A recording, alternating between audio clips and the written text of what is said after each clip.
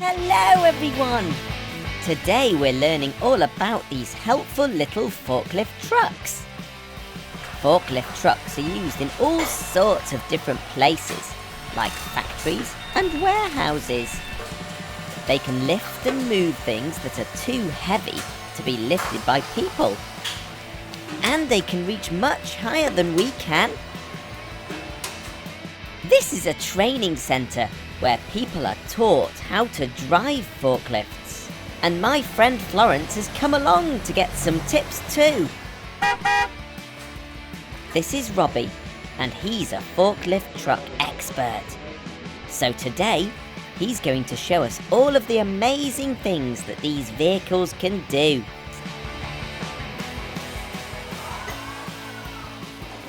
Welcome to FLT, Gecko. Are you ready for your training? Oh yes, Robbie. With all of these forklifts whizzing around, it's important to stay safe.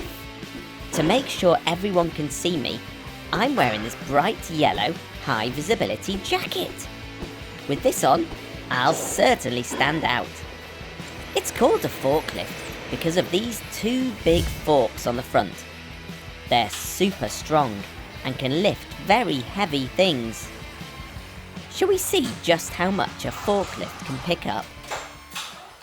Okay, Florence, you go first. Can you lift me? Woohoo! I'm so high! Okay, you can put me down now, thanks, Florence. Can you lift 5 mechanicals? 1, 2, 3, 4, 5.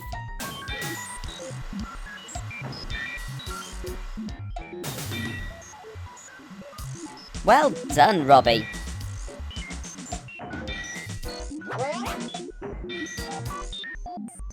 Florence, can you lift Mabel and her family? Careful they don't swing off you. Woo! Oh, wow! Robbie's going one better and lifting up a rhinoceros. He looks heavy. These forklifts can lift an impressive 1.5 tons, which is the weight of this large rhino. A forklift has lots of different features to make it the perfect lifting vehicle. Robbie, can you please show us how to drive a forklift truck? Well, Gecko, it's quite simple. We have 2 pedals I need to use. One's the accelerator. Second one's a brake. Use the accelerator to go and brake to stop. I have the steering wheel here. I turn it left, it'll go left. I turn it right, it'll go right. All I do is press the middle of the steering wheel for the horn. Oh, sorry, mechanicals. Did I scare you there? These 3 levers control the all-important fork. Robbie can use this lever to make the forks move up and down.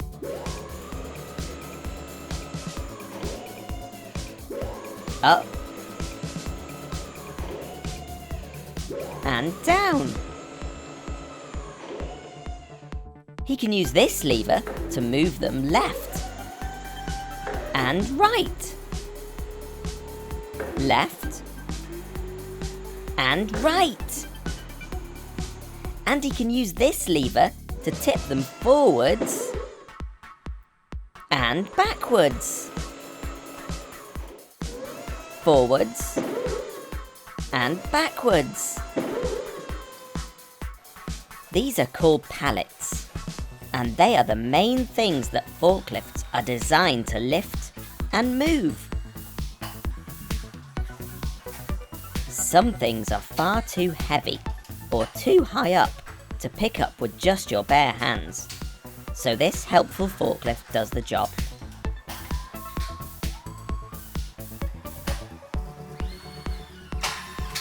The forks fit perfectly into the pallets, which have heavy objects on top of them. Robbie then lifts the pallet up and carries it where it needs to go. Sometimes they need lifting back onto the high shelves. I know I couldn't reach up there.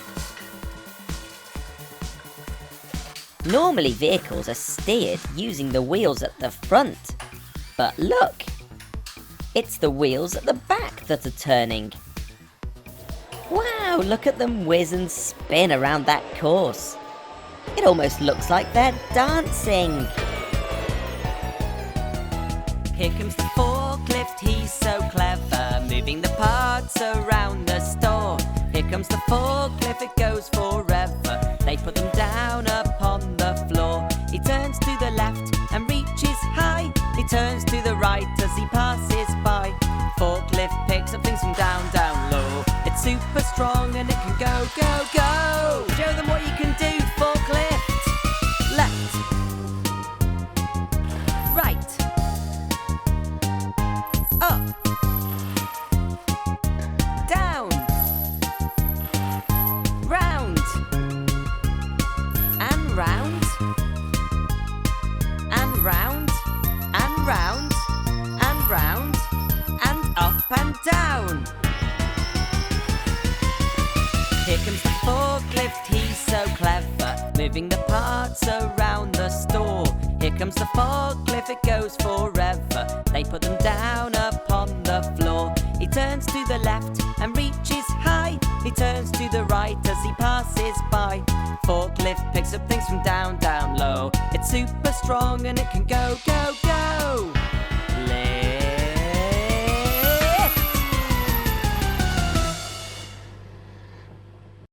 Phew! It's tiring work having all this fun. It looks like these busy trucks have run out of energy too. Look at that! Robbie's flipped open the forklift, like opening the lid on a box of toys. All of these trucks are powered by electricity. Robbie plugs them into the main power supply so the batteries can recharge, ready for another day of lifting, carrying and moving. Thanks to Robbie and all the team at FLT Liverpool for teaching us all about these hard-working forklift trucks. We'll see you again soon. Bye!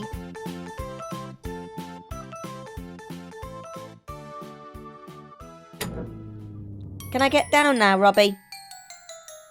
Robbie? Robbie! Hello, everyone!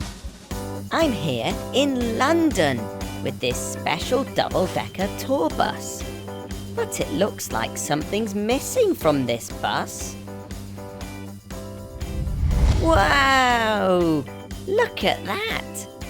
There's no roof on this bus. I can see everything up here.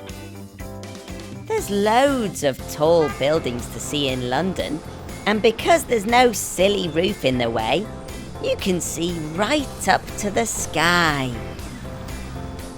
Every year, around 1 million people from all over the world come to London and take a sightseeing tour with the original tour company.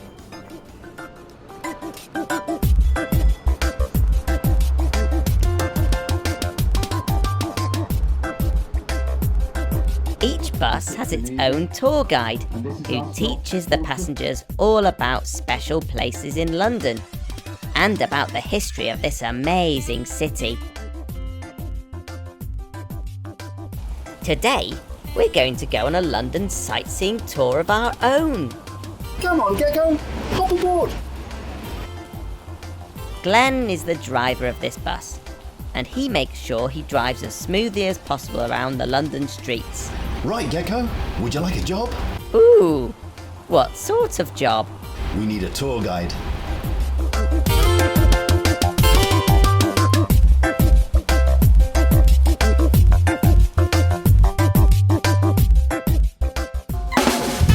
Hello, ladies and gentlemen, boys and girls.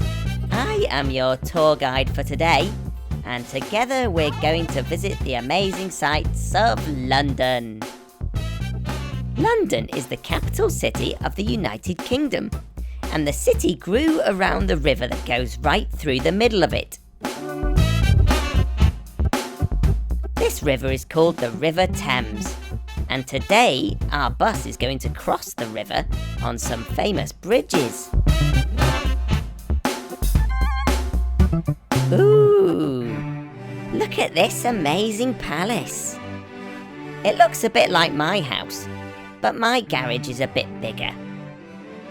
This is Buckingham Palace. Does anybody know who lives here?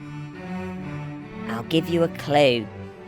Her name is Elizabeth, and she's been the ruler of England for over 60 years. It's my old friend, the Queen of England. Let's go and have a cup of tea. Hello, we're here to see the Queen. Hello, Queen? Queen? Queenie? Queen? Queen? I don't think she's in. Queen! Never mind. Let's visit our next London location. Wow! This is probably the most famous clock in the world. This is Big Ben, and it's been bonging and telling the time for over 150 years. It's actually the bell inside the clock tower that's called Big Ben. The clock tower itself is called the Elizabeth Tower, named after my friend, Queen Elizabeth. Just next door to Big Ben are the Houses of Parliament. They're some of the most important buildings in the United Kingdom. It's where the main decisions are made on how to run the country. Wow, I just love being able to see everything from this open-top tour bus. I'm just glad it isn't raining though. What's this? It looks like a giant fairground ride. This is called the London Eye, and it's one of the biggest observation wheels in the world. It goes around very slowly, but that's so you can get a proper view of everything around you. We're about to go over a very famous bridge. You've probably heard a song about it. I hope the song doesn't come true. It goes something like this. London Bridge is falling down, falling down, falling down. London Bridge is falling down, my fair lady. Build it up with silver and gold, silver and gold, silver and gold. Build it up with silver and gold, my fair lady. Phew, we made it. We're now on our way towards the tallest building, not just in London, but in the whole of Western Europe. Wow! It looks like it's touching the sky. That must be why they call it a skyscraper. The Shard has 95 floors, and there are 44 super fast lifts inside, some of which are double-decker, a bit like this bus.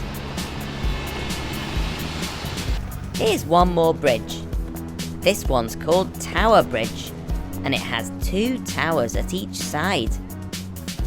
Amazingly, the middle part of the bridge can be lifted to allow ships to pass underneath. And here's the Tower of London. Lots of prisoners have been kept at the tower through history. There's no prisoners in there now, but this is where the crown jewels are kept. These are the very precious jewels that the Queen wears on special occasions. Now it's back along the embankment towards Westminster. We turn right at the Houses of Parliament and come past Downing Street, which is where another one of my friends lives, the Prime Minister. Let's pop in and say hello. I think they live around here somewhere. This is the one. Number 10 Downing Street. Prime Minister! Primey! Prime Minister!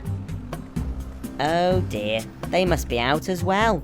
I guess they must be very busy running the country. Oh well, back on the bus. We're now passing Trafalgar Square. The tall statue is called Nelson's Column. It was built to remember the hero, Admiral Horatio Nelson.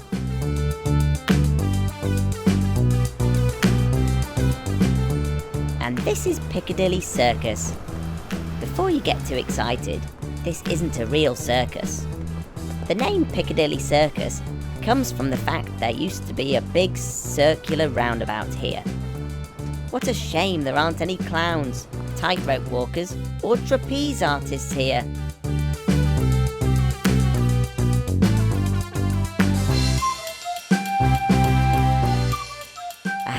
Here we are back at base at the end of our tour. I've loved learning all about London today. See if you can tell your mummy or daddy an amazing fact about London now. Thanks very much to Glenn and all the team at the original tour for taking us around London on their amazing open-top bus. We'll see you again soon. Bye! Hello everyone! I'm spending the day with a real Stobart energy lorry. But look! Something's missing! Do you know what it is? Yes! That's it! We're missing the big trailer from the back. Let's hook it on. This is Andy, and he's the driver of this lorry. Andy starts the engine by turning this key. He puts the lorry in reverse gear and carefully backs towards the trailer. Back a bit, Andy. Little bit more. There. Andy now has to do a few things to fully connect the trailer. He has to connect the hydraulic pipes and electrical lines. This means everything on the trailer can now be controlled from the cab. Andy then winds the trailer legs up. He turns off the trailer brake and fits the number plate onto the back.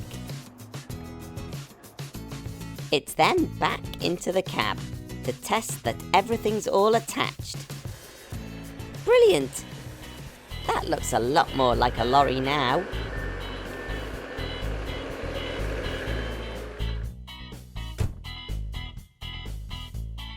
Andy, what's the best thing about driving a lorry? I really love life on the open road. You get to see a lot of interesting places around the country. Would you like to see my truck? Yes, please. The front part of the lorry is called the cab, and this is where the driver sits. So Gecko, this is my cab. It's got all the usual things that you'd expect and some special surprises too. This is a steering wheel. It goes up and down and every position that you'd want it to go. It's really, really good. Just here, this switch here, that turns all the lights on. And this here is the all-important horn. And I also have a bed in the back. It's really, really comfy. Because Andy has to do very long drives, his cosy cabin has a comfy bed for him to sleep in at night. There's all sorts of other things in here to make sure Andy's comfortable for his long journeys. There's some curtains and a reading light. Wakey, wakey, Andy!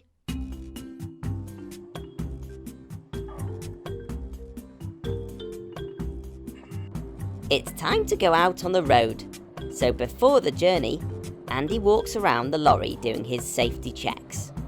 Wow, there's a lot of wheels to check. There's 1, 2, 3, 4, 5, 6, 7, 8, 9, 10, 11, 12, 13, 14. Each Stobart lorry is unique and gets given its own name. This lorry is called Demi Nicole. Right, Gecko, we're good to go. Hop in.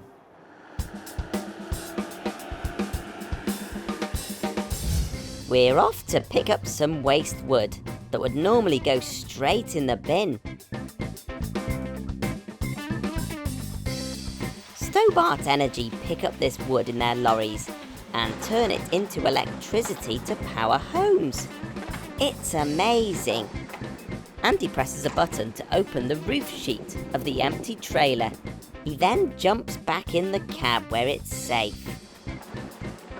This very clever vehicle is called a grab, and it's used to load up Andy's trailer. The driver uses the grabber to pick up lots of wood and drop it into the back. To make sure the driver of the grab can see over the top of the trailer, the cab can go up and down. Wow, I've never seen that before.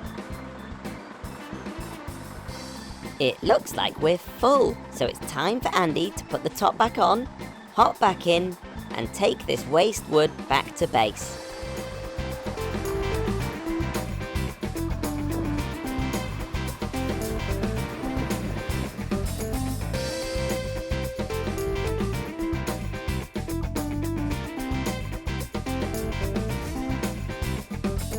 Back at base, Andy opens the back doors. He presses this button to start emptying the trailer. Inside the trailer is an amazing moving floor, which moves the wood backwards. It then tips out of the back.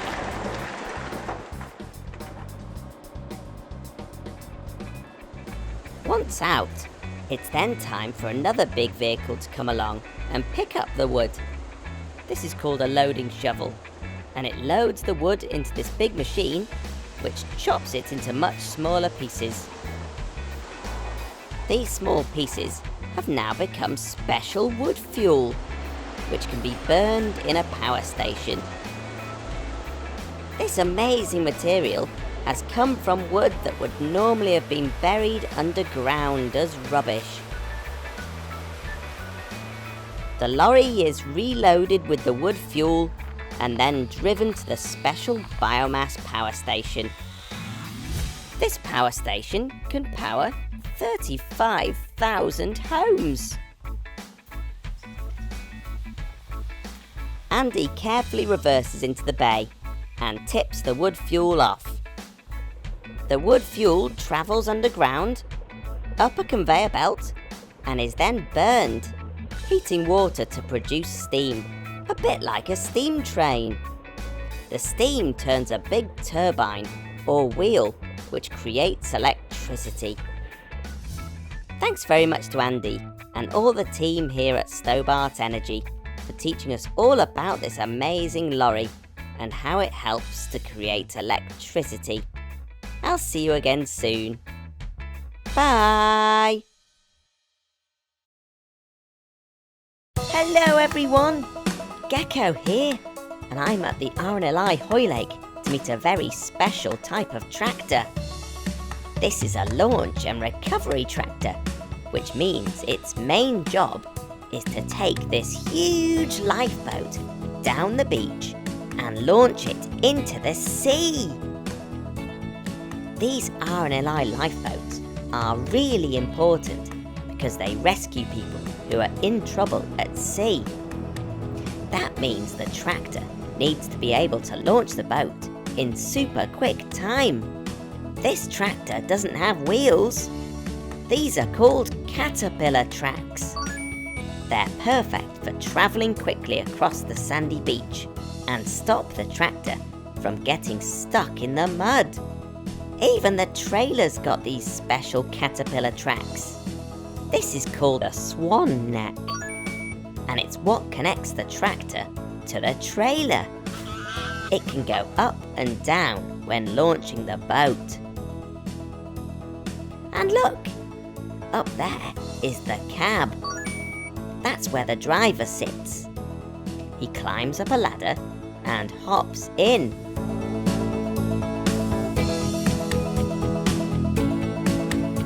Look, the amazing crew of the RNLI are launching the lifeboat right now.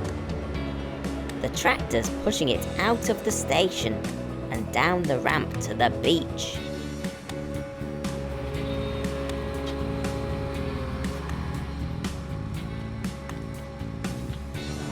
Wow! Look at it move along the sand. It's really fast.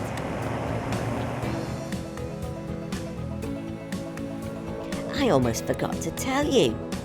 This tractor's amazing because it can go under the water. No water gets into the cab because it's totally sealed, a bit like a submarine. Look how deep it's gone. The driver lifts the swan neck, which tilts the lifeboat. Then the boat just slides off. Hooray! The crew of the RNLI are volunteers. They give up their free time to save people who are in trouble, which means they also have to do a lot of training.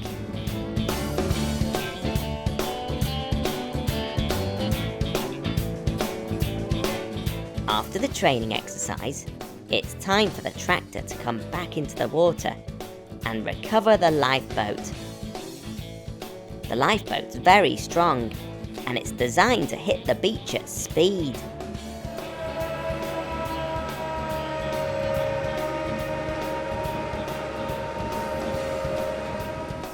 This is the winch.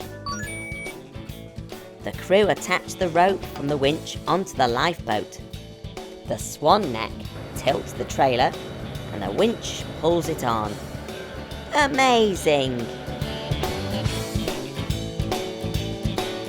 Wow, that's like magic. The trailer can spin the boat around in a circle so that she's facing the right way out to sea for the next rescue mission.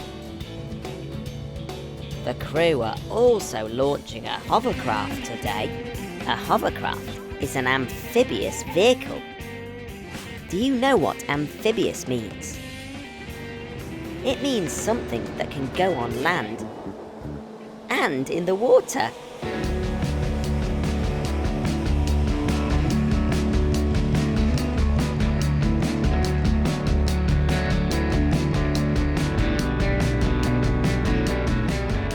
This is Chris, and he's today's hovercraft commander. Great to see you, Gecko. Coming into our lifeboat station. It's amazing inside this lifeboat station. There's so many huge vehicles that are all designed to rescue people who are in trouble at sea. Gecko, would you like to join us on a hovercraft training exercise? Oh yes, please, Chris. To stay safe, warm and dry, the crew have to wear this safety gear. The helmet is actually called a Gecko helmet. Can you believe it? It's a real team effort to launch the hovercraft. Push, team! The hovercraft is very heavy, so a big tractor is used to tow it safely down to the beach.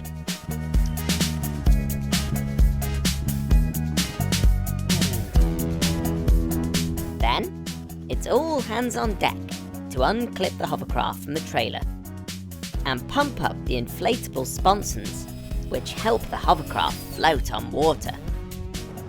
Then the pilot uses the engine to glide back onto the beach. Hooray! Wow, look at all of these levers and switches. It all looks very complicated. Nick is the pilot and it's his job to fly the hovercraft. To start the engine, Nick turns this key. We can't see them, but underneath the hovercraft are two fans, which blow air downwards. This fills the skirt with air, making the hovercraft lift off the ground. Wowzers trousers! The big fans at the back are called the thrust propellers, and these push the hovercraft forwards. When Nick moves this lever, the rudders at the back move. It's these rudders that steer the hovercraft left and right. Nick makes the fans move faster and the hovercraft glides forwards. Woo, that is amazing!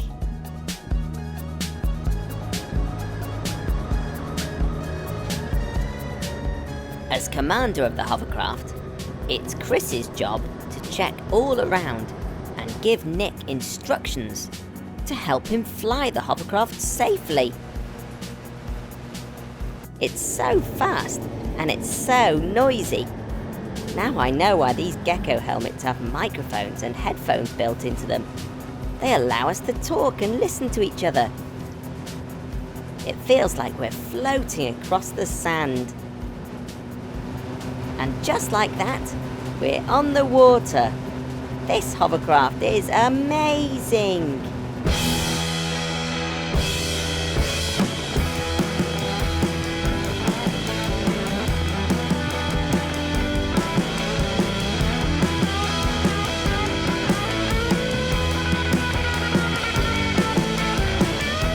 It's now time for me to hop off and let the crew do their training exercise.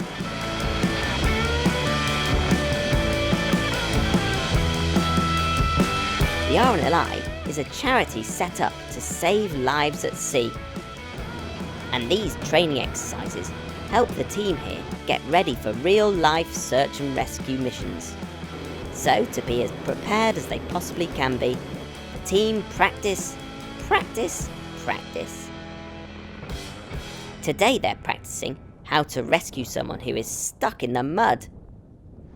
Playing in deep mud near the sea can be very dangerous, especially if the tide is coming in.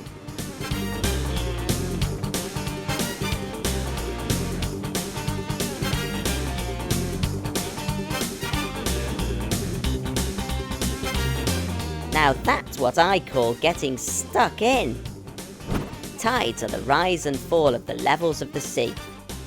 This is something that's happening all of the time, which means that if you're stuck in the mud on the beach, the tide might come in and surround you with water. It's very important to respect the water and make sure you check when the tide is coming in, to make sure you're safe when you're at the beach.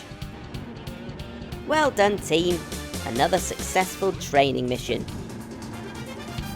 Oh dear, it looks like the mechanicals haven't checked the tide times, and they're stranded on this island. It looks like there's a storm coming too.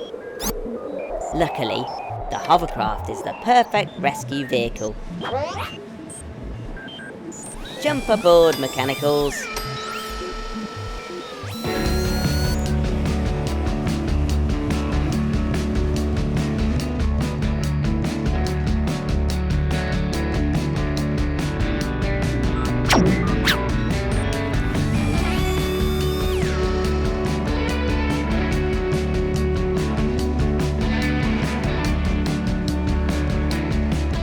Look how muddy the hovercraft is.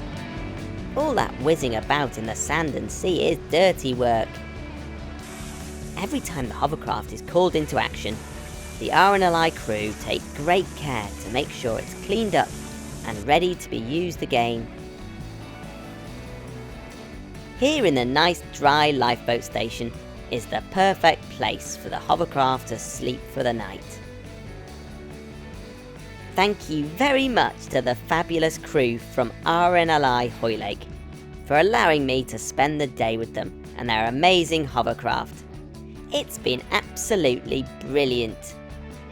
I'll see you again soon. Bye!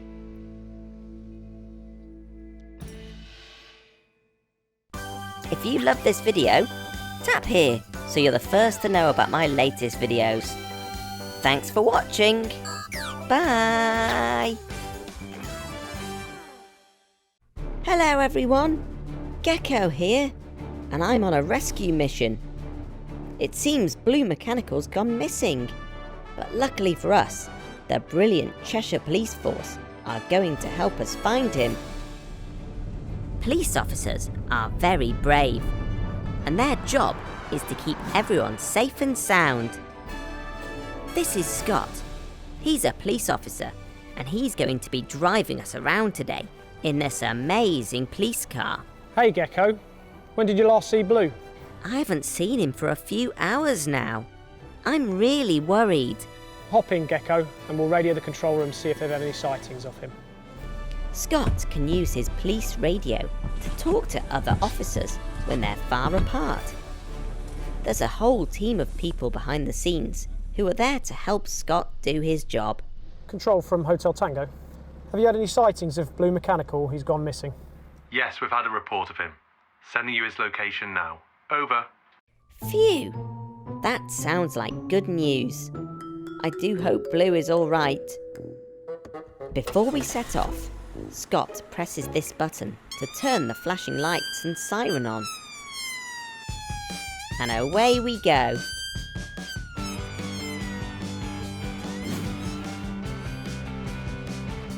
The sirens and flashing lights are used to help cars all around see and hear the police coming.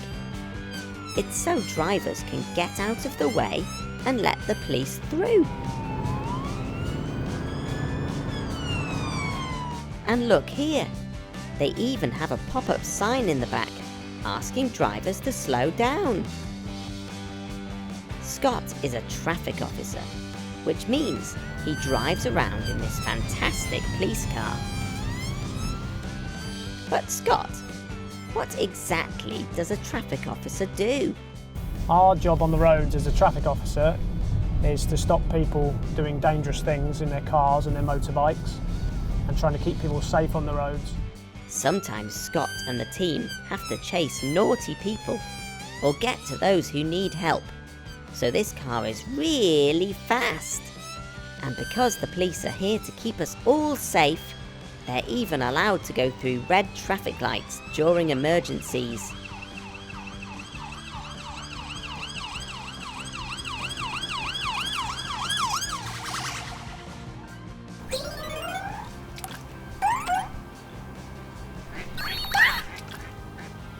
Look, there he is.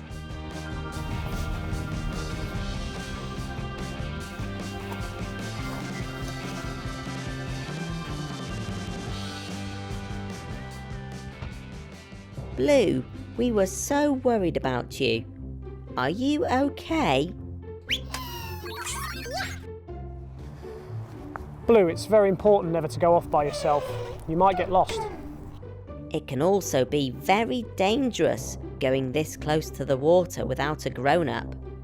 Remember, you can't swim, Blue. Come on, Blue, hop in. We'll give you a lift down to the station.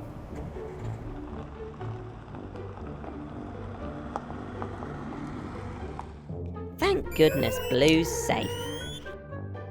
These amazing cars that helped us find Blue take a lot of looking after too. When we get back to the station, let's head round to the maintenance unit and take a look.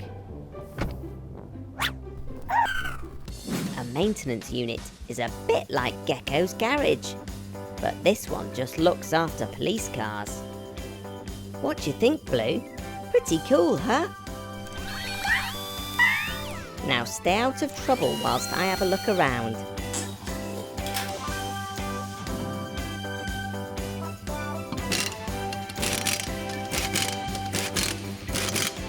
Connor's checking the oil, and Pat is changing a tyre. It's important to keep the oil topped up in a car, as it makes things slimy and wet, but not in a horrible gooey way, as it actually helps. See, if things start to go dry, like when we have a sore throat, then lots of engine parts become damaged, and then these ace cars won't work properly. This is Tim, and he's a mechanic here at the police car maintenance unit.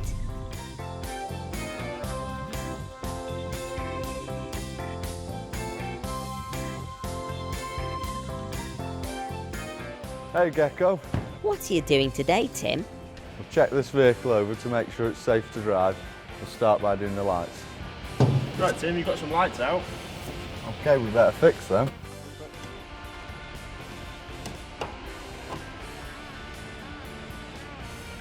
That's better.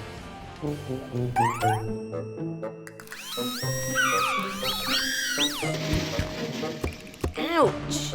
Blue, are you okay? To get a better look underneath the car, the mechanics can use this really strong hydraulic lift to raise it up. Hey, guys, can you drop it down a bit? I can't see. Okay, Connor, just send the ramp down. That'll do there. Look, underneath you can see the exhaust system, which is how the car controls lots of things, like how noisy it is and how much fuel it uses. It also carries dirty fumes from the engine towards the back of the car. And see here, these springs are called the suspension. This makes the ride along the road less bumpy for the passengers. Wow, there's just so much cool stuff hidden underneath a car.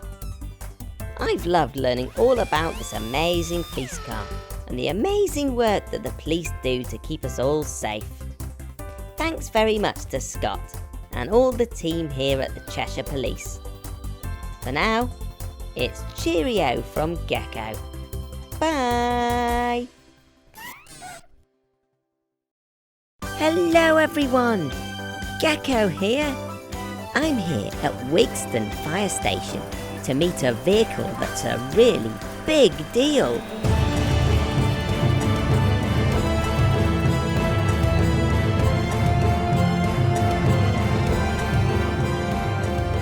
Hold on to your hats, because here it comes. Woohoo! That is the cutest fire engine I've ever seen. This is the mini fire engine, and it's used by the amazing firefighters here to teach children all about fire safety. This is Kane. He's a firefighter and the driver of this mini fire engine. It's got all the usual things you'd expect on board. Flashing lights, a siren, and a ladder. All in an itty-bitty teeny-tiny size. But best of all, it's got plenty of room in the back for children to have fun rides. Look at that! There's a pretend radio for making emergency calls. You can really see just how small the mini fire truck is when it's parked next to its big sister. This fire truck is big, and this one is small.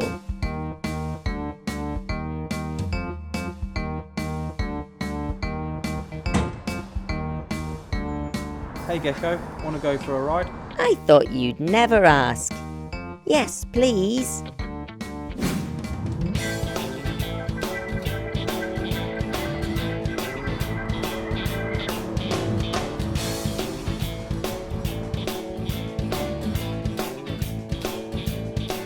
The mini fire truck is powered by electricity. That means it's got a big battery on board that can be charged overnight.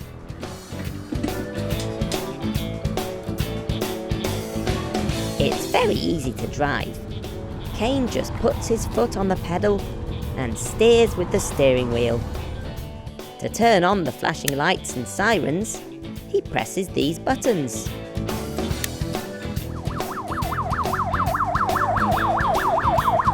Woohoo! We've arrived at the park.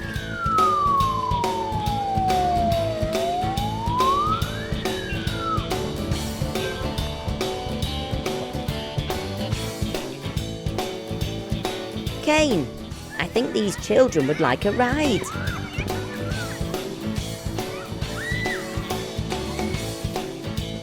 That's it. Get your special firefighting kit on. Jump aboard.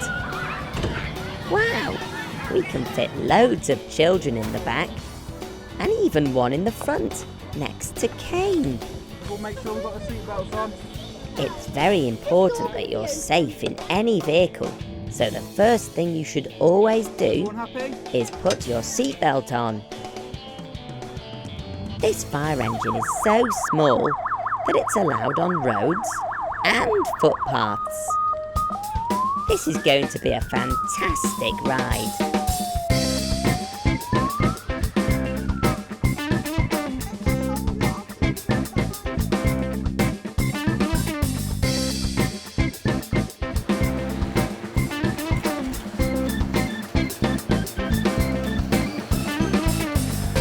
Wave hello to everyone.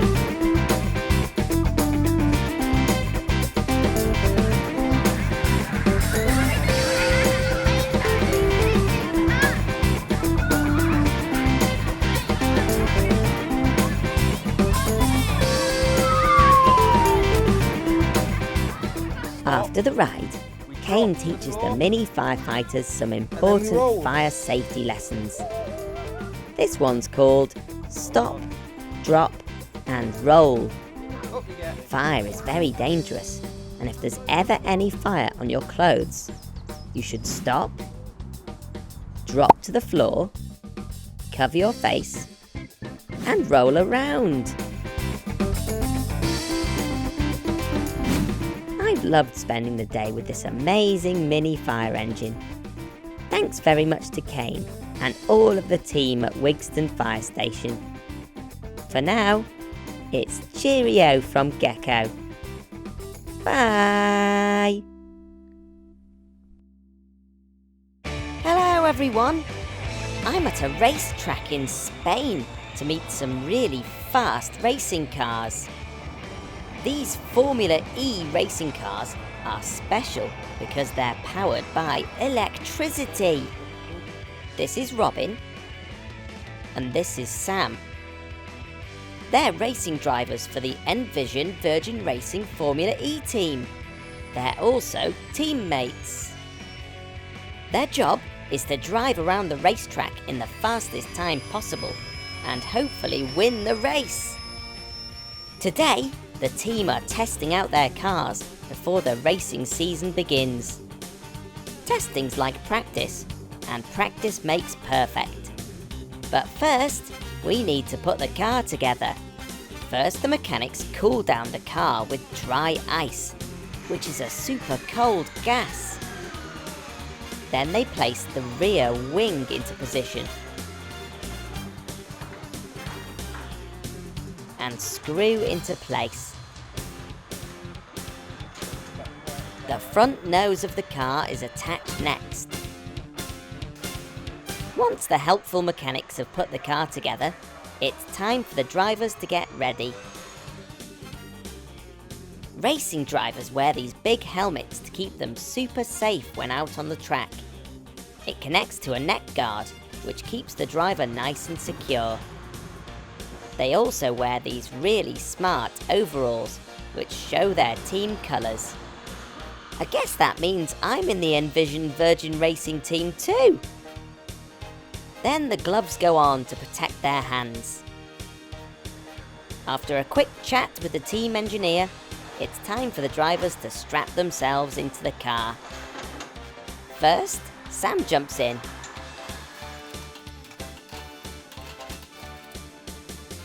Then Robin. Both drivers have different helmets, so the team know who's who out on the track.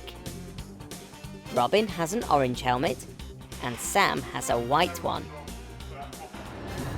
Formula E cars have detachable steering wheels. That means they can take them off, so the driver can squeeze into the car and then put them back on again, ready to race. The mechanics do some last-minute checks on the car. And then it's ready to get out onto the track. The pit crew are all part of the same team, and they check that the track is clear. The driver gives a thumbs up to say he's ready, and the crew give him the go-ahead. Both Sam and Robin leave their garages and drive down to the pit lane. We're almost ready to race.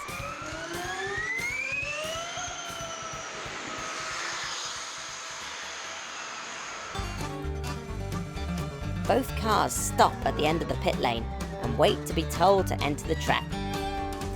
If a car is going past, they can't join the track yet, as that would cause a crash. Ready? Set? Go!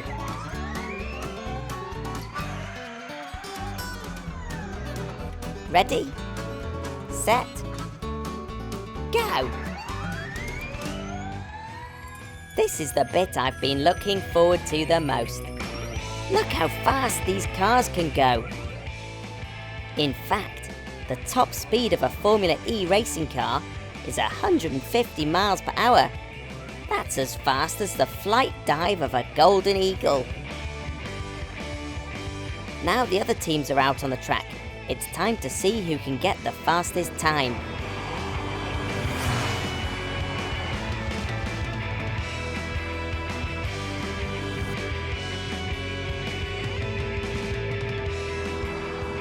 This car's misjudged the turn.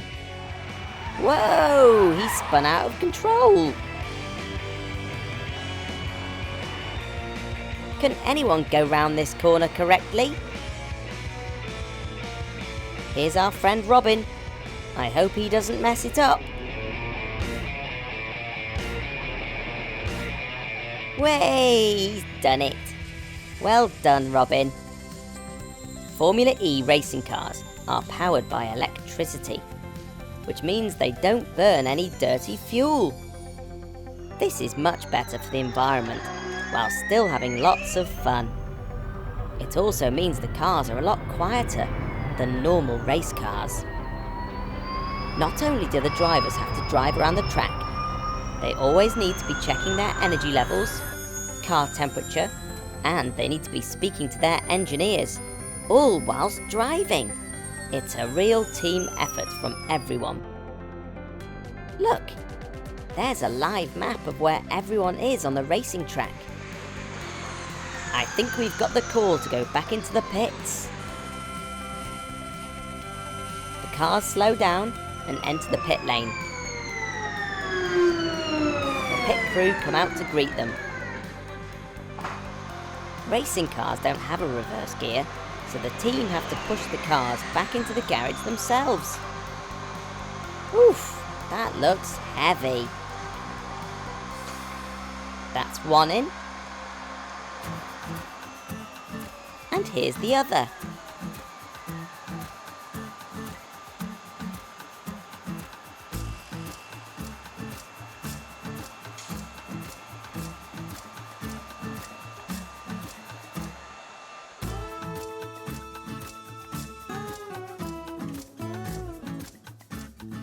As soon as the car enters the garage, the crew test the temperature of the car. It's a bit like when your mummy or daddy check your forehead when you're not feeling very well. It's a good way to find out how you're feeling. The car seems a little hot, so it's cooled down with these fans. I think Sam might be hot too. Formula E is a real team game, and it's not just the two drivers that do all of the work. There are more than 50 people in the Envision Virgin Racing team. There's lots of different jobs, like engineers, mechanics, or technicians. The crew have the incredibly important job of making sure the car is the best it can possibly be. And that means looking after it too. The car's worn all its tyres on the track, burning all that rubber on the baking hot road. So we need a fresh new set.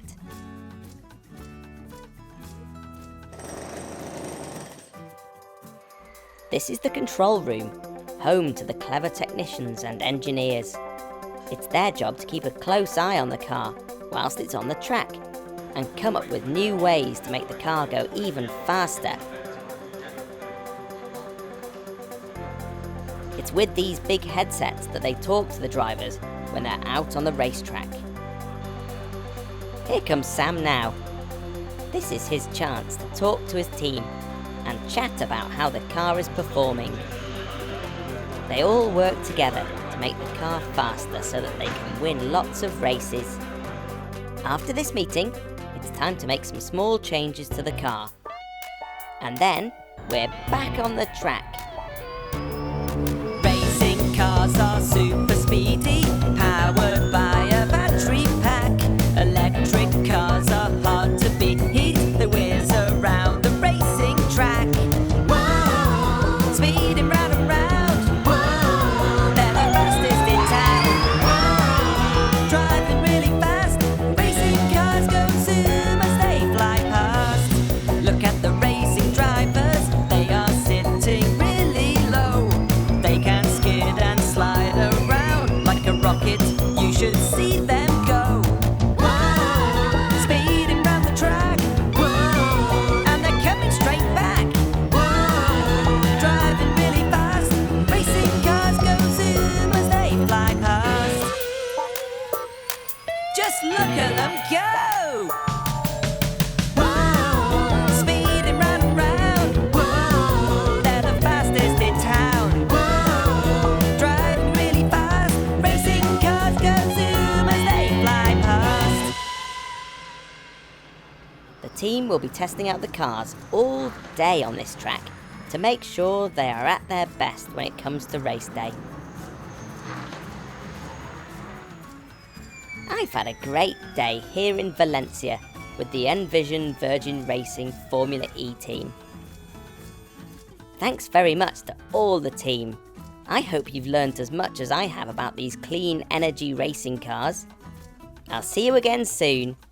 Bye!